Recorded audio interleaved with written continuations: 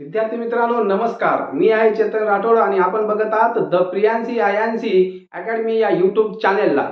तर मित्रांनो, वारंवार टीईटीला येणारे जे प्रश्न आहेत 2013 ते 2025 पर्यंत जेव्हा विश्लेषण करताना माझ्या लक्षात आलं की वारंवार प्रत्येक वर्षी किंवा एक वर्ष सोडून, असं तर प्रत्येक वर्षीच आहे पण कदाचित एक वर्ष सोडलेला असेल, पहिल्या टीईटी पासून तर 2025 पर्यंत जेवढे आतापर्यंत पेपर झाले त्या सगळ्या पेपरमध्ये ह्या कशाचं तर छत्रपती शिवाजी महाराज व अष्टप्रधान मंडळे यांच्या बाबतीत एक किंवा दोन प्रश्न प्रत्येक वर्षी रिपीटेड होतात. मग ते कुठल्या क्वालिटीचे होतात, कुठून होतात, हे सगळं आपण त्या अष्टप्रधान मंडळे याच्यात बघणार आहोत. अजून एक दोन मुद्दे आहेत, मी तुम्हाला पुढे सांगणार आहे ते की कुठल्या मुद्द्यावरून प्रत्येक वर्षी प्रश्न रिपीट होतात. तर तुम्हाला अशाच नवनवीन व्हिडिओ बघण्यासाठी द प्रियांसी आयांसी अकॅडमी या यूट्यूब चॅनलला लाईक करा, सबस्क्राईब करा आणि मित्राला शेअर करा. तर मित्रांनो, अष्टप्रधान मंडळे बघायचे आपल्याला. अष्टप्रधान मंडळे म्हणजे काय तर ते मी तुम्हाला थोडक्यात सांगतो. आताचं मंत्रिमंडळ म्हणजेच तेव्हाचं अष्टप्रधान मंडळ. तेव्हाची जी संकल्पना होती महाराजाची, तेव्हापासूनच आत्ता जे आपण मंत्रिमंडळ स्थापन करतो ते तेव्हापासूनच आलेली कन्सेप्ट आहे किंवा संकल्पना आहे. तर मित्रांनो, राज्याचा कारभार व्यवस्थितरित्या चालावं आणि कुठल्याही क्षेत्रात तो व्यक्ती तज्ज्ञ असावा. उदाहरणार्थ न्यायदान करण्यासाठी तो व्यक्ती तज्ज्ञ असावा, राज्यकारभार चालवण्यासाठी तो व्यक्ती तज्ज्ञ असावा. त्याच व्यक्तीची निवड महाराज काय करायचे, त्या खात्याच्या याच्यावर करायचे. तर मित्रांनो, चला नंबर 1 ला आहे मोरोपंत त्रिंबक पिंगळे. मोरोपंत त्रिंबक पिंगळे याचे पद काय होते, प्रधान होते. प्रधान आणि प्रधान म्हणजेच हे काय, तेव्हा काय बोलता त्यांना पेशवा प्रधान होते. त्याचं काम काय होता, या पदाचा कार्य काय होता, राज्यकारभार चालवणे. पंतप्रधानाचा काय असतो काम, राज्यकारभार चालवणे, सगळ्या राज्यकारभारावर नजर ठेवणे आणि ह्याची माहिती आपल्या कोणाला सांगणे, महाराजांना सांगणे. याची माहिती महाराजांना सांगणे. 1 नंबर झालाय. मित्रांनो, 2 नंबर आहेत रामचंद्र नीलकंठ मुजुमदार. रामचंद्र नीलकंठ मुजुमदार. तर यांचं कार्य काय, पद काय होता, अमात्य. अमात्य म्हणजेच काय, गेल्या वर्षी प्रश्न विचारला गेला होता. अमात्य म्हणजेच हे अर्थमंत्री होते. अमात्य तेव्हाच्या काळात त्याला अमात्य बोलत असेल, आपण त्यांना आता काय म्हणतो, अर्थमंत्री बोलतो. अर्थ म्हणजेच पैसा, रोकडा. आयचा अर्थ म्हणजेच पैसा. तर राज्याचा जमा खर्च पाहणे. राज्यात महसूल होणारा जमा खर्च म्हणजेच शेतसारा असेल व घर टॅक्स असेल, काही जे राज्यातून मिळतो, पैशा स्वरूपात मिळतो, त्याचा काय करणे, जमा खर्च पाहणे. मग तो जमा खर्च नंतर त्यांना युद्धाच्या काळात किंवा इतर कुठल्याही काळात वापरता येईल. तर मित्रांनो, 3 नंबरला आहे हंबीरराव मोहिते. हंबीरराव मोहिते यांचा काम काय होता, त्यांचा काम होता ते होते सेनापती. सरनोबत सैन्याचे नेतृत्व करणे. काय होतं त्यांचं काम, सैन्याचे नेतृत्व करणे. हे काम कोणाचे होते, हंबीरराव मोहिते यांचे होते. सैन्याचे नेतृत्व करणे, युद्धाची स्थिती जाणून घेणे आणि त्या युद्धाची स्थिती जाणून घेतल्यानंतर महाराजांना सांगितलं जायचं, महाराज या स्थितीत आपण लढू शकत नाही किंवा या स्थितीत आपल्याला लढणं आपल्यासाठी धोकादायक ठरू शकतो. या सगळ्या गोष्टी कोण सांगायचे, सेनापती, सैन्याचे नेतृत्व करणारे सरनोबत. त्यांचं नाव काय होतं, हंबीरराव मोहिते, हे सांगायचे. नंबर 4 मोरेश्वर पंडितराव. मित्रांनो, हे काय होते, मोरेश्वर पंडितराव धर्मशास्त्री होते आणि या पदांचा कार्य काय होता, यांचा धार्मिक व्यवहार पाहणे. धार्मिक व्यवहार, कुठली पूजापाठ असेल, अष्टमी असेल, त्याच्यानंतर जेवढे सण उत्सव येतात धार्मिकरित्या, महाराजाच्या काळात काय होते, सगळा धर्म समभाव होता. त्याच्यात हिंदू मुस्लिम पण होते, मराठी पण होते, हे सगळे होते. मग सगळ्याचे सण तेव्हार हे विशिष्ट कालापुरती मर्यादित होता आणि सगळ्यांचा व्यवस्थित गुण्यागोविंदाने राहत असल्यामुळे सगळ्यांचा सण उत्सव सगळे मिळून साजरे करत असेल. नंबर 5 निराजी रावजी. निराजी रावजी हे काय, यांचं काम काय होता, त्यांचा पद होता न्यायाधीश, म्हणजे सध्याचे जज न्यायाधीश, आणि पदाचे कार्य काय होते, न्यायदान करणे. राज्यामध्ये एखादी व्यक्ती भुलून चुकून जर कुठल्याही प्रकारचा गुन्हा केला असेल तर त्या गुन्ह्याला न्याय देण्याचा काम किंवा त्या व्यक्तीला, जे संबंधित व्यक्ती आहे त्यांना कठोर शिक्षा द्यायची, सौम्य शिक्षा द्यायची की अजून कुठली शिक्षा द्यायची, हे शिक्षा देण्याचे काम, हे ठरवण्याचे काम कोणाचे होते? न्यायदान करणारे काम न्यायाधीश म्हणजेच निराजी रावजी हे महाराजांना सांगत असे. नंबर 6, अण्णाजी दत्तो. अण्णाजी दत्तो काय होते मित्रांनो? हे सचिव होते आणि सरकारी आज्ञापत्रे पाठविणे, जे सरकारी आज्ञापत्रे आहेत ते इतर राज्यामध्ये पाठवणे, इतर राज्यामध्ये पाठवणे असे काम कोण करायचे? सचिवचा होता. सरकारी आज्ञापत्रे पाठवणे हे अण्णाजी दत्तोचे काम होते. 7 नंबर आहे दत्ताजी त्रिंबक वाकनीस. दत्ताजी त्रिंबक वाकनीस पद आहे यांचा मंत्री आणि काय आहे? पत्रव्यवहार सांभाळ. बाहेरच्या राजाचे आलेले पत्र सांभाळून ठेवणे, राजापर्यंत पोहोचवणे आणि त्याच्यावर निर्णय काय होते, दुसऱ्या राज्यात जेव्हा पत्र पोहोचवायचं आहे तो पत्र पण मंत्रीकडूनच जात असे. नंबर 8, रामचंद्र त्रिंबक डंबीर. रामचंद्र त्रिंबक डंबीर पद आहे यांचा सुमंत म्हणजे परराज्याशी संबंध ठेवणे. सुमंत म्हणजे पद काय करणे? परराज्याशी संबंध ठेवणे हे त्याचे काय होते? कार्य होते. तर मित्रांनो, आतापर्यंत या अष्टप्रधान मंडळावर प्रत्येक वर्षी फिरून प्रश्न विचारलाय. कधी विचारते? जे मोरो त्रिंबक पिंगळे आहेत यांचा पद कुठला आहे आणि हे पदाचे कार्य काय करतात, तर कधी कधी जोड्या लावा स्वरूपात विचारते. म्हणजेच यांच्यावर प्रश्न विचारणं हा कंटिन्यू चालूच आहे. तर टीईटीचं जे सिलेबस आपण चालू केलं आहे 2013 ते 25, त्याचं निरीक्षण करून आता तुम्हाला वाटत असेल की हा तर निरीक्षण करत होता आणि प्रश्न उत्तर घेत होता फक्त, पण हे मला महत्वाचे वाटलं कारण याच्यावर एक प्रश्न आपलं येणं हे संभाव्य आहेत आणि 100% पण येऊ शकतो. 100% आतापर्यंत जेवढे पेपर झाले याच्याशिवाय पेपरच निघालेला नाही. असे 2-3 मुद्दे आहे. मी तुम्हाला जेव्हा माझ्या लक्षात येईल तेव्हा मी तुम्हाला टप्प्याटप्प्याने सांगत राहील. प्रश्न पहिला आजचा जो प्रश्न पहिला आहे बघूया. आझाद हिंद सेनेची स्थापना कोणी केली? आझाद हिंद ही सेना जपानमध्ये स्थापन झाली होती. दुसऱ्या महायुद्धात यांनी बराचसा भाग इंडियाचा जिंकला होता. त्याच्यात आपण बघूया याची स्थापना कोणी केली होती? रासबिहारी बोस, सुभाषचंद्र बोस, गुरुबक्षी आणि डॉक्टर लक्ष्मी स्वामीनाथन. तर मित्रांनो, याची स्थापना केली होती रासबिहारी बोस. पण स्थापना रासबिहारी बोस केली, पण या सेनाचे नेतृत्व कोण करत असे? नेताजी सुभाषचंद्र बोस करत असे. आणि महिला या तुकडीचा जो हे आहे समजा, तर तो कोण करत असे? डॉक्टर लक्ष्मी स्वामीनाथन करत असे. डॉक्टर लक्ष्मी स्वामीनाथन महिला तुकडीचे नेतृत्व करत होत्या. नंबर 2 बघूया. विटाळ विध्वंसन या पुस्तकातून अस्पृश्यतेचे खंडन यांनी केले. अस्पृश्यता आता मानली जात नाही, कलम 17 नुसार आता अस्पृश्य मानले जात नाही, पण त्या काळात जेव्हा मानली जात होती तेव्हा ह्या विटाळ विध्वंसन या पुस्तकाच्या अस्पृश्यतेचे खंडन कोणी केले? तर मित्रांनो, 1 नंबर गोपाळ बाबा वलंगकर आहे का? महर्षी विठ्ठल रामजी शिंदे आहेत का? नंबर 3 शिवराम जानोबा कांबळे आहे का? आणि नंबर 4 अप्पासाहेब पटवर्धन आहे का? तर मित्रांनो, याचा उत्तर आहे 1 नंबर गोपाळ बाबा वलंगकर. हे काय होते? विठाळा विध्वंसन या पुस्तकाचे लेखक होते. त्याने अस्पृश्याचे खंडन केले होते. 2 नंबर महर्षी विठ्ठल रामजी शिंदे हे जे होते हे पण अस्पृश्य याच्या बाबतीतच जास्तीत जास्त कार्यक्रम घ्यायचे. पुण्यामध्ये त्यांनी अस्पृश्य आणि ब्राह्मण यांचा एकत्र भोजनाचा कार्यक्रम ठेवला होता. त्या काळात लोक अस्पृश्य गेले की तिथून जायचे नाही आणि ते जिथं पाणी प्यायचे तिथं त्या पाण्यानं आंघोळ करायची, त्या पाण्यात पाय पण टाकायचे नाही. एवढी हे असताना त्यावेळेस ब्राह्मण आणि अस्पृश्यांना एकत्र जेवणाला आमंत्रण करणं हे पण गुन्हा होता. तरी पण महर्षी विठ्ठल रामजी शिंदे यांनी कार्य केलेले आहे, मोलाचे कार्य यांचे. शिवराम जानोबा कांबळे याने काय केलं?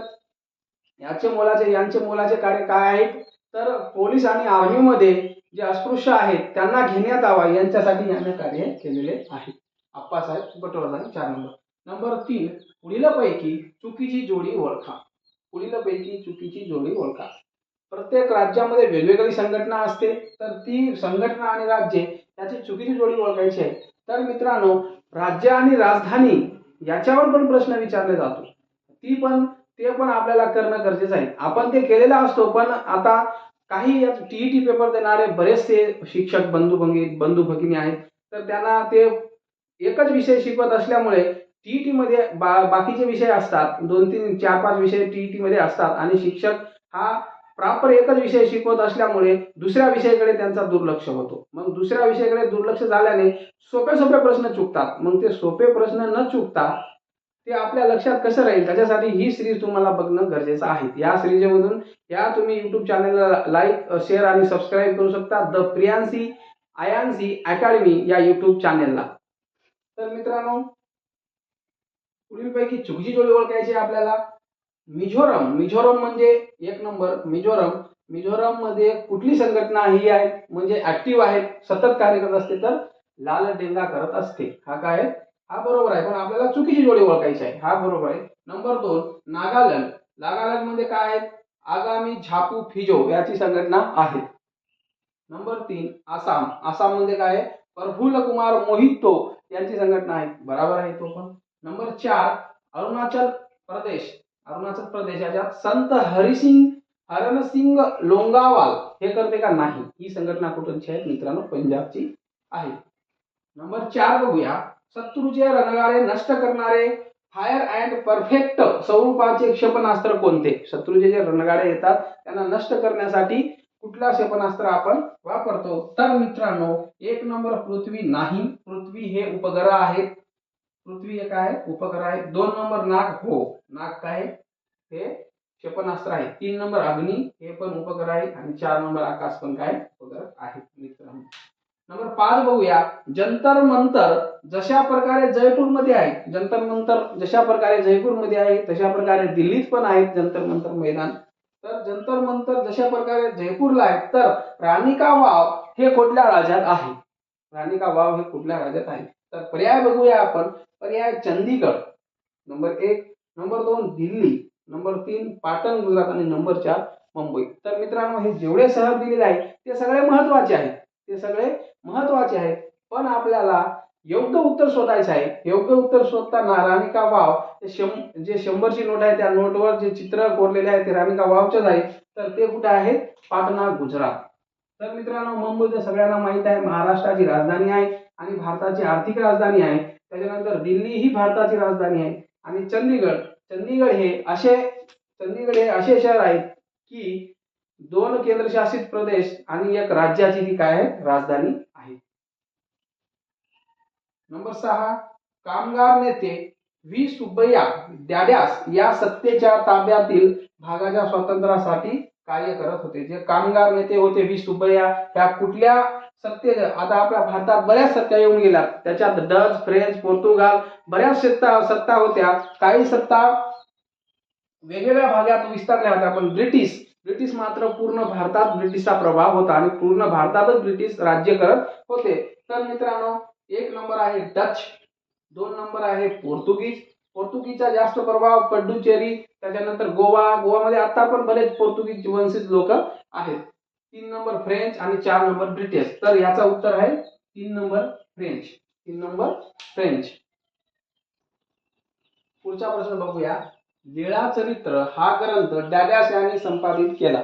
कोणी संपादित केला मित्रांनो, चक्रधर स्वामी, माई भट्ट, महातंबा आणि केशव बॉस. तर कोणी हे केलेलं आहे, संपादित केलेलं आहे, माई भट्ट. यांचं नाव होता महेश घोष, यांचा मूळ नाव होता. तर 8 नंबर, नागरिकांना बेकायदेशीर अटक व स्थानबद्धता यापासून संरक्षण देणारा आदेश म्हणजेच डॅडॅस होय. तर नागरिकांना स्वतंत्रता, नागरिकांना स्थानबद्धता आणि जर आपल्याला कोणी कुठल्याही गुन्ह्यात अटक केली असेल तर 24 तासाच्या आत पोलीस स्टेशन मध्ये हजर करावा लागतो, स्थानिक पोलीस स्टेशन मध्ये. त्याच्या बाबतीत काही आदेश काढले जातात, त्याला काय काय बोलतात, परमादेश, प्रतिशेष, उत्प्रेक्षण आणि बंदी प्रत्यक्षीकरण. तर जर नागरिकांना बेकायदेशीरित्या अटक केलेली असेल, कोणाला बेकायदेशीरित्या अटक केली असेल, तर त्यांना संरक्षण देणारा कुठला आहे, तर तो आहे बंदी प्रत्यक्षीकरण आहे. तर मित्रांनो, 9 नंबरचा प्रश्न बघूया. राज्य शासन जसं विधानसभा, राज्य शासन विधानसभा, तर स्थानिक शासन काय? जे राज्य शासन आहे त्यांचं जे विधानमंडळ आहे त्याच्यात विधानसभाला महत्व असतो. जसं स्थानिक शासनला काय? तर पर्याय क्रमांक 1 विधान परिषद आहे का? नाही. जसं राज्यात विधानसभा, विधान परिषद आणि राज्यपाल असतो, याचा मिळून विधिमंडळ बनतो. त्याचप्रमाणे राज्यसभा आहे का? नाही. राज्यसभा पण कशाचा भाग आहे? संसदेचा भाग आहे. लोकसभा, लोकसभा पण कशाचा भाग आहे? संसदेचा. आणि लोकसभा, राज्यसभा आणि राष्ट्रपती हे मिळून काय बनतोय? आपली संसद बनते. आणि राज्यपाल, विधान परिषद आणि विधानसभा मिळून काय बनते? आपली विधिमंडळ बनते. तर स्थानिक शासन म्हणजे यातलं स्थानिक शासन कुठलं आहे? महानगरपालिका आहे. सगळ्यात खालचं स्थानिक शासन कुठलं आहे सगळ्यात खालचं? तर ते ग्रामपंचायत आहे. पण इथं काय विचारलं आपल्याला? स्थानिक शासन या सगळ्या पर्यायामध्ये फक्त कुठली आहे? महानगरपालिका आहे. पुढचा प्रश्न बघूया. मतदारसंघ निर्माण करण्याचे काम निवडणूक आयोगाची डाव्याची समिती करते. मतदारसंघ, जे मतदारसंघ असतात, जे मतदारसंघ निर्माण करते, नवीन निर्माण करते मतदारसंघ. आता आपल्याला कसं सगळ्या याच्यात वेगवेगळे मतदारसंघ आहेत. आता महाराष्ट्रात जर आपण लोकसभेचा विचार केला तर 48 संघ आहेत. त्याचप्रमाणे विधानसभा आणि महाराष्ट्रात राज्यसभाचे किती सदस्य निवडून जातात? महाराष्ट्रातून संसदेवर 19 निवडून जातात. त्याचप्रमाणे जर मतदारसंघ निर्माण करायचं तरी कुठल्या समितीचं काम आहे? निवड समितीचं आहे का? नाही. मतदान समितीचं आहे का? नाही. वेळापत्रक नाही. तर परिसीमन या समितीचं काम आहे. तर मित्रांनो, हे जे आतापर्यंत 2013 ते 2025 पर्यंत जे प्रश्न आलेले आहेत हेच प्रश्न मी तुमच्या समोर मांडत आहो. आणि जे पर्याय आहेत त्यांचं पण विश्लेषण मी तुम्हाला एकदम ॲक्युरेट देत आहोत. जर तुम्हाला हा व्हिडिओ आवडत असेल तर द प्रियांसी आयांसी अकॅडमी या यूट्यूब चॅनलला लाईक, शेअर आणि सबस्क्राईब करा. आपल्या मित्रांना पण सांगा जे टीईटीची परीक्षा आता 28 जूनला देण्यासाठी तयार आहे, तयार राहणाऱ्या मित्रांना सांगा हे व्हिडिओ बघा. हे व्हिडिओ आणि PDF नोट्स तुम्ही बघितल्यानंतर तुम्हाला दुसरं काहीच करायची गरज नाही. तुम्ही GS आणि मराठीमध्ये पैकीच्या पैकी मार्क घेऊ शकता. मित्रांनो, टीईटीचा पेपर असा आहे याच्यात चालू घडामोडीचे 1-2 प्रश्न विचारले जातात, जास्त प्रश्न विचारले जात नाही. जे मागलचे आपले प्रश्न आहेत तेच रिपीट होत राहतात. आणि रिपीट होत राहत असताना जेव्हा आपल्याला 4 पर्याय दिले जातात, जर एखादी प्रश्न पहिल्या पर्याय त्याचं उत्तर असेल तर दुसऱ्या वेळेस जेव्हा विचारले जातात तेव्हा तो पर्याय वरती प्रश्नामध्ये घेऊन वरचा खाली करून असंच इकडच्या तिकडे करून आपल्याला विचारला जाते. जर आपण व्यवस्थितपणे आणि एकदम बारीक लक्ष देऊन जर अभ्यास केलो तर आपण एका महिन्यात टीईटी पास 100% होऊ शकता. पुढचा प्रश्न बघूया. नागरिक म्हणून आपण भाषण व अभिव्यक्ती करू शकतो. शांतपूर्वक एकत्र येऊन सभा घेऊ शकतो. संस्था संघटना स्थापन करू शकतो. हे डॅडॅस याचे उदाहरण आहे. करू शकतो का? संघटना स्थापन करू शकतो, शांतपणे भाषण करू शकतो, कुठं पण आपण व्यवसाय करू शकतो. भारताच्या कुठल्याही राज्यात जाऊन तुम्ही व्यवसाय करू शकता. पण तुम्हाला कोणी काय म्हणण्याचा कोणाचा काय अधिकार आहे का? नाही. हे काय आहे? आपले जे महामानव डॉक्टर बाबासाहेब आंबेडकरांनी आपल्याला जी राज्यघटना दिलेली आहे या राज्यघटनामध्ये सगळं मेन्शन केलेलं आहे. जे आपल्याला स्वातंत्र्य दिलेलं आहे ते स्वातंत्र्य आपण काही करू शकतो. पण त्याच्यावर पण आपला काही जसे आपल्याला हक्क दिले आहेत तसे कर्तव्य पण दिलेले आहेत. तर मित्रांनो, याचं उत्तर आहे समानतेचा हक्क. नाही. समानतेचा हक्क कलम 14 म्हणजे समानतेचा हक्क म्हणजे सगळ्यांना समान वावरता येईल, कुठल्याही विधीच्या पाणी पिता येईल, सगळे जे सार्वजनिक ठिकाणी असते ते सगळ्यांना तिथं जाण्याची संधी असेल. पहिले होती का? पहिले नाही. पहिले उच्च नीच करायचे तेव्हा जे उच्च जातीचे लोक होते त्यांना वेगळी विहीर होती पाण्याची आणि जे नीच जातीचे होते त्यांना वेगळा होता. पण आता तसला काही मानला जातो का? नाही मानला जात. तर समानतेचा हक्क आहे का? नाही. स्वातंत्र्याचा हक्क आहे का? हो. कलम 19 नुसार स्वातंत्र्याचा हक्क आहे. स्वतंत्राचे आपल्याला 6 हक्क आहेत. शोषणाविरुद्धचा हक्क आहे का? नाही. शोषणाविरुद्धचा हक्क कलम 23-24. सांस्कृतिक व शैक्षणिक हक्क हे उत्तर आहे का? हक्क आहे पण हे उत्तर आहे का? नाही. तर मित्रांनो, आतापर्यंत तुम्हाला जेवढे प्रश्न बघितलात त्या प्रश्नाबाबत काय वाटते तुम्हाला? आणि जर तुम्हाला योग्य वाटत असेल तर तुम्ही द प्रियांसी आयांसी या अकॅडमीला लाईक, सबस्क्राईब आणि शेअर करा. मित्रांनो, मी तुम्हाला PDF देणार आहे. PDF साठी तुम्ही नंबर घेऊ शकता. PDF साठी तुम्ही नंबर घेऊ शकता. 7517083504 हा व्हॉट्सअप नंबर आहे. या व्हॉट्सअप नंबरवर तुम्ही हाय पाठवा. तुम्हाला पीडीएफ येईल. पीडीएफ मध्ये काय काय राहणार आहेत, मागील झालेले जे प्रश्न आहेत ते, त्यांचं विश्लेषण, संभाव्य प्रश्नपत्रिका, आणि तुम्ही ऑडिओ क्लिप पण घेऊ शकता. ऑडिओ क्लिप मध्ये काय काय आहेत, समानार्थी, विरुद्धार्थी, एकदम स्पष्ट आणि सुशोभित आवाजात. त्याच्यानंतर त्याच्यात म्हणी आणि वाक्यप्रचार, राज्य आणि राजधानी, हे बऱ्याचशा तुम्ही काम करत करत हेडफोन टाकून ते तुम्ही ऐकू शकता. कुठलंही काम करत करत तुम्ही ते ऐकू शकता. एका महिन्यात तुम्ही टीईटी 100% पास होऊ शकता. त्या पीडीएफ ची फी आहे मात्र फक्त 199 रुपये. ही तुम्हाला योग्य आणि मार्गदर्शन दिशा दाखवेल. तुम्ही फक्त पीडीएफ आणि व्हिडिओ करत राहिलात ना, तुम्हाला दुसरं काहीच करण्याची गरज नाही. जीके, जीएस आणि मराठीसाठी. तर मित्रांनो, धन्यवाद.